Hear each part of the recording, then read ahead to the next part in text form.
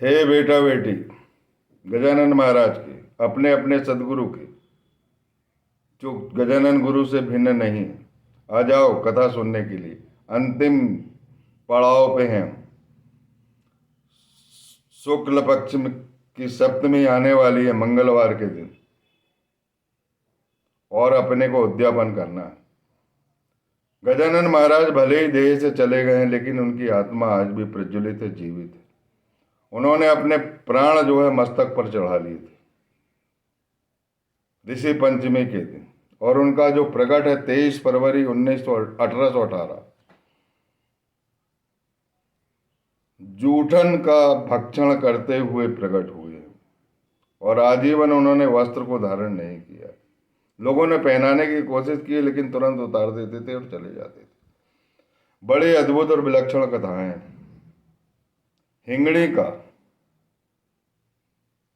यादवराव सूबेदार गजानन महाराज का बड़ा निसीम भक्त, लेकिन देह त्यागने के बाद उनको ये लगा कि गजानन महाराज अब नहीं, जो बात पहले थी वो अब नहीं है, ऐसा उनको संदेह होने लगा। और इसी संदेह के वजह से उनके धंधे में जो है, जो आमदनी पहले होती थी, जो प्रसन्नता पहले थी, जो प्रसन्न चित्त पहले था, वह आमदनी अब कम होने लगी। ऐसी स्थिति आ गई कि उस समय 10,000 रुपए का उन्हें घाटा भी हुआ, और वो कपास का धंधा किया करते थे, कपास की बैलगाड़ी बेचा करते थे। बड़े व्यथित हो रहे थे, बड़े दुखी हो रहे थे, बड़ा मन अशांत था। एक बार वो अपने मित्र के यहाँ, विनायक आसिरकर नाम है उनका, वर्धा चले जाते और अपने धंधे के बारे में, अपनी सारी स्थिति के बारे में उनको बताते, पूरा वृतांत बताते हैं। मन ही मन दुखी रहते हैं, लेकिन धंधा तो करते रहते हैं, वो धंधा छोड़ते नहीं है किसी तरह। जो कुछ भी धंधा होता था, चलता था जीवन, लेकिन वो बात नहीं थी उनके हृदय में, भी वो बात नहीं थी कि गजानन महाराज को जैसा वो पहले प्राणपन से चाहते थे, वो प्राणपन में थोड़ी कमी आ गई। हे बेटा बेटियों, जो भी गजानन गुरु या अन्य जितने भी आपके जो आत्मज्ञानी गुरु, जो भी आपके घर में विराजमान है, जो आपके पालनहार, तारनहार, सृजनकार है, उनका प्राणपन से हमेशा चिंतन करो। वो पहले भी जीवित थे जब भी, और आज भी वो जीवित ही है। उनका शरीर नहीं है तो क्या हुआ, लेकिन उनकी प्राण ज्योति प्राणपन से जलाते रखो, उसे बुझाओ मत, उसकी रोशनी में अपना जीवन संचालित करो। गजानन महाराज को रहा नहीं गया, क्योंकि सदगुरु एक बार जब आशीर्वाद दे देते हैं, और जब भक्त चिंता में रहता है, किसी संकट में रहता है, आर्थिक नुकसान में रहता है, तो गजानन महाराज ने सोचा कि नहीं, इसके मन में जो बात है, इस बात को दूर करना चाहिए। कि गजानन महाराज है अभी, जैसे पहले चिरंतन थे, आज भी सेगांव में चिरंतन है। उन्होंने एक चमत्कार की एक लीला बनाई। वो बरधा पहुंच गए, और बरधा में जाकर प्रकट हो गए, जहां पर यादवराव सूबेदार जी जहां रुके थे, विनायक आसिरकार के घर। और दोनों बरामदे में बैठे हुए थे, विनायक आसिरकार और यादवराव गणेश सूबेदार आपस में बात कर रहे थे। उसी समय यह भिक्षुक चला जाता है, जो लंबा पूरा रहता है, जिसके हाथ में एक लंबी लाठी रहती है, और माथे पे बनात की टोपी रहती है, जिसके मैले कुचेले कपड़े रहते, टोपी भी मैली रहती है।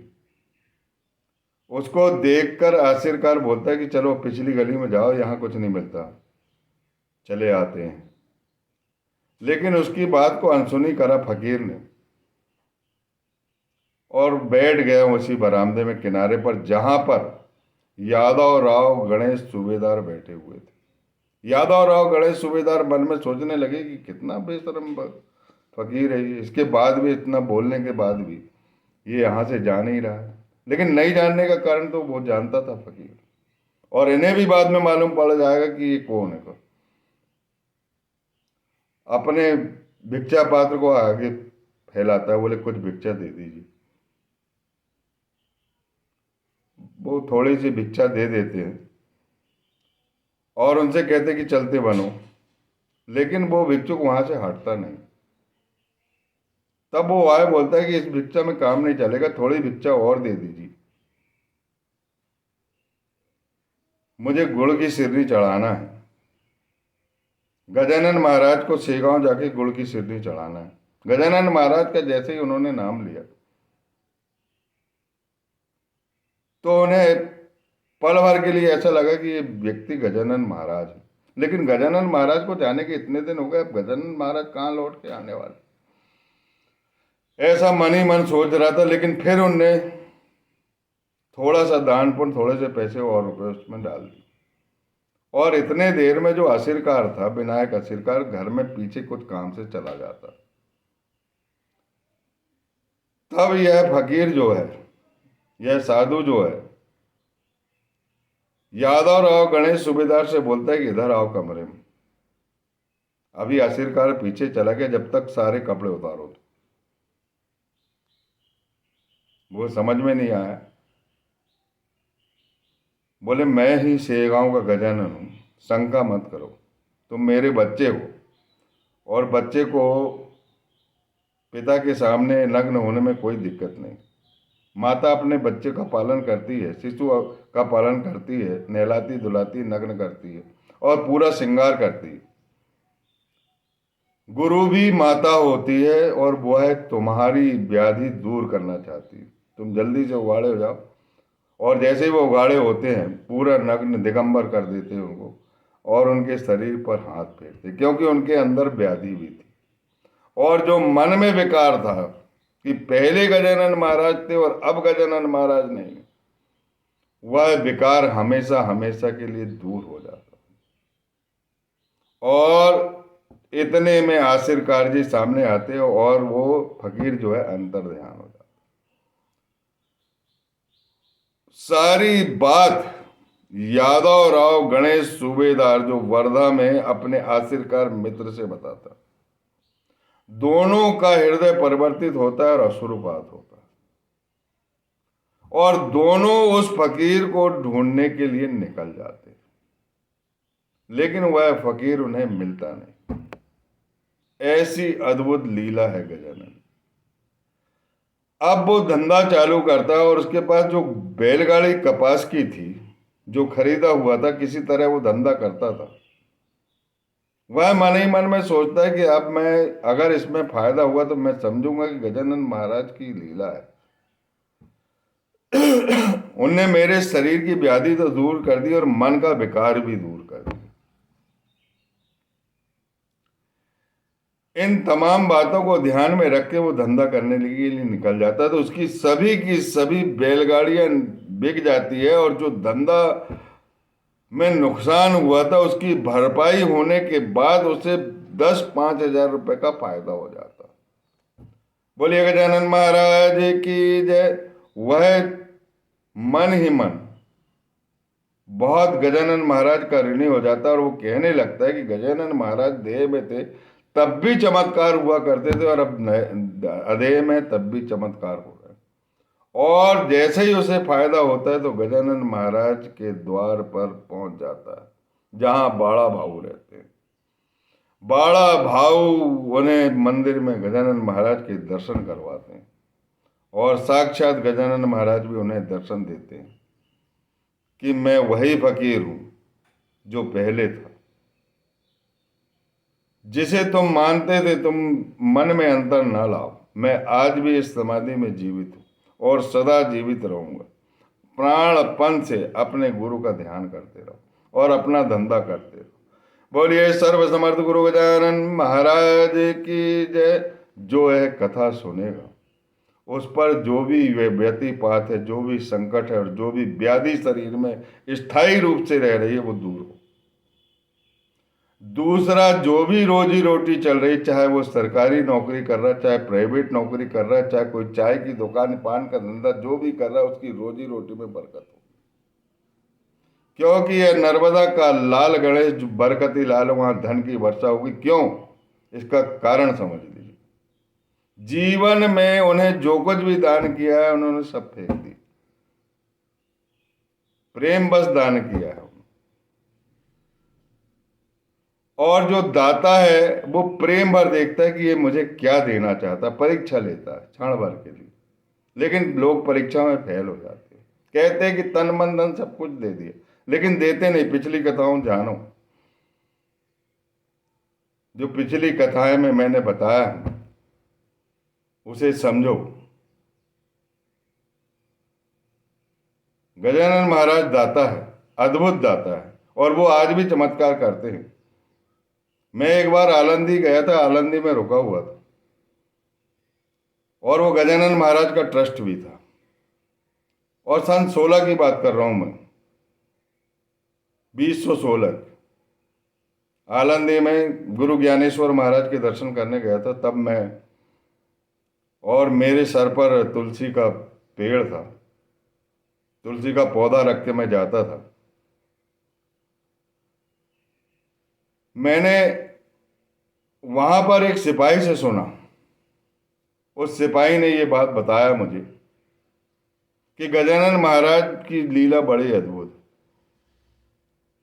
एक बेचारा गरीब आदमी था, उसकी बच्ची की शादी करना था। गजानन महाराज का अनन्य भक्त था, और वो ट्रस्ट के अध्यक्ष से उसका थोड़ी जान पहचान थी। उन्होंने बोला था कि कुछ मदद कीजिए, मेरी बच्ची की शादी है, थोड़ा अन्न मिल जाए या जो भी आप सहायता कर सकते ट्रस्ट से कर दीजिए। तब उन्होंने एक बोरा अनाज जो भोजन के लिए आया था वो दिया। ऐसी किस्सा मैं उससे सुनता हूं, आज जो सिपाही था। सुनने के बाद उसने ये बताया कि एक बोरा वो अनाज ले जाता है उसे, और अनाज जब खोलता है उसे पैसे की बहुत जरूरत थी, उसके पास पैसे कुछ भी नहीं थे, और शादी करना था, और गजानन महाराज पर पूरा भरोसा था। उसमें करीब एक कपड़े में बंधे हुए 8-10 लाख रुपए मिलते हैं, बंधे हुए। वह उस कपड़े को बंधी हुई गठरिया को लेके वापस ट्रस्ट में देने जाता है, तो अध्यक्ष बोलता है कि गजानन महाराज ने तुमको दिया, हम इसे वापस नहीं लेंगे, क्योंकि हमने गल्ला में कभी इस तरह का पैसा नहीं रखा है। ऐसी अद्भुत लीला है गजानन महाराज की। उस पैसे से उनने शादी भी कर लिया, और उस गल्ले से बारातियों का स्वागत भी कर दिया, और अपनी बेटी को ब्याह दिया। बोलिए गजानन महाराज की जय। बंडू तात्या का पूरा घर उजड़ गया था, लेकिन सभी अतिथियों का भगवान मान के स्वागत करता था। परिस्थिति ऐसी आई कि सब कुछ लुट गया, जान देने की नौबत आ गई, और जान देने हिमालय भी जा रहे थे। तब गजानन महाराज उसे रास्ते में मिलते कि जान मत दो, अभी प्राण आण देने की जरूरत नहीं है, मैं जानता हूं कि तुम कौन सी व्यथा में हो, पिछली कथा में आपने जाना होगा। गजानन महाराज से मिल लो। तो गजानन महाराज से वो मिलने गए, और मिलने के बाद गजानन महाराज ने उससे आशीर्वाद दिया कि थोड़ा चादर जितनी चादर उतना पैर फैलाना चाहिए, और तुमने जो भी किया है परमार्थ के लिए किया, अच्छा किया है, परंतु बुरे वक्त पर कोई रिश्तेदार काम नहीं आते, सब हंसी उड़ाते। जाओ अपने खेत में जाओ, अपना महसेवा दो के सामने एक बबूल का झाड़, वहां खुदाई करो, तो सोने का हंडा मिला था। उस कथा को ध्यान पूर्वक पढ़िए। आपकी सारी विपत्ति और सारी निर्धनता, विपन्नता जो कर्मों के कारण आई है, कर्म पथ के कारण आई है, ये सब दूर हो जाएगी। जो इस कथा को सुनेगा वह निश्चित बड़ा आदमी बनेगा, धनवान बनेगा, पुण्यवान बनेगा, प्रगतिशील जीवन जिएगा, शिखर पे जाएगा, प्रशस्ति प्राप्त करेगा, और सारे संकट ढह जाएंगे, और बारूद के ढेर के तरह जल जाएंगे, राख हो जाएंगे। होली आने वाली, मेरी बात मानो। इन कथाओं को प्रेम पूर्वक सुनो, और बड़े प्राणपन से अपने देवघर में अपने गजानन मणि को निहारते रहो। आपका कल्याण होने वाला है। आपका कल्याण होने से अब कोई नहीं रोक सकता। आपका सूरज उदित हो गया, अब वहां अंधकार नहीं आएगा। ऐसे विश्वास के साथ पूजन करते हो। अनंत कोटि ब्रह्मांड नायक महाराजाधिराज योगीराज सर्व समर्थ सत्य चित्त आनंद शेगांव निवासी समदर्शी सविता सूर्य नारायण गजानन महाराज की जय।